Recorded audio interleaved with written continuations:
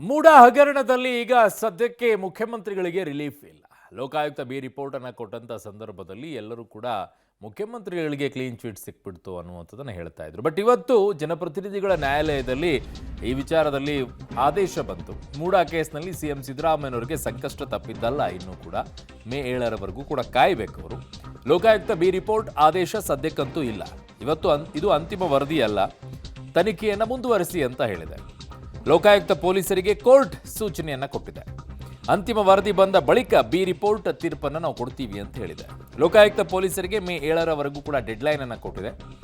B ರಿಪೋರ್ಟ್ಗೆ ಇಡೀ ತಕರಾರು ಅರ್ಜಿಯನ್ನ ಸಲ್ಲಿಸಬಹುದು ಅಂತ ಹೇಳಿ ಅವಕಾಶವನ್ನ ಮಾಡಿಕೊಟ್ಟಿದ್ದಾರೆ. ಮೇ 7ಕ್ಕೆ ವಿಚಾರಣೆಯನ್ನ ಈಗ ಜನಪ್ರತಿನಿಧಿಗಳ ನ್ಯಾಯಾಲಯ ಮುಂದೂಡಿದೆ. ಸರ್, ಇಲ್ಲಿ ಇಡೀ ಕರ್ನಾಟಕ ಪ್ರಮುಖವಾಗಿ ಈ ವಿಚಾರವನ್ನು ಗಮನಿಸಬೇಕು.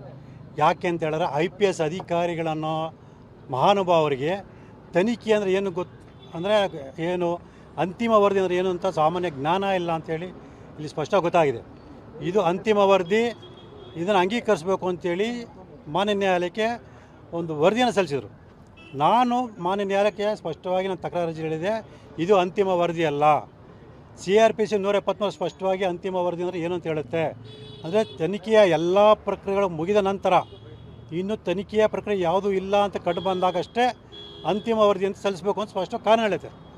ಇದನ್ನು ಉಲ್ಲಂಘನೆ ಮಾಡಿ ಅಥವಾ ಇದರ ಬಗ್ಗೆ ತಿಳುವಳಿಕೆ ಇಲ್ಲ ಅನ್ನೋ ರೀತಿಯಲ್ಲಿ ಲೋಕಾಯುಕ್ತ ಅಧಿಕಾರಿಗಳು ಸಿದ್ದರಾಮಯ್ಯ ಮತ್ತು ಅವ್ರ ಕುಟುಂಬದವ್ರನ್ನ ರಕ್ಷಣೆ ಮಾಡುವ ದುರುದ್ದೇಶದಿಂದ ಮಧ್ಯಂತರ ವರದಿನ ಅಂದರೆ ತನಿಖೆ ಪೂರ್ಣಗೊಳಿಸದೆ ಕಾನೂನು ಬಾಹಿರವಾಗಿ ಅಂತಿಮ ವರದಿ ಅಂತೇಳಿ ಸಲ್ಲಿಸಿದರು. ಮಾನ್ಯ ನ್ಯಾಯಾಲಯ ಸ್ಪಷ್ಟವಾಗಿ ಹೇಳಿದೆ, ಇದು ಅಂತಿಮ ವರದಿ ಅಲ್ಲ. ಹಾಗಾಗಿ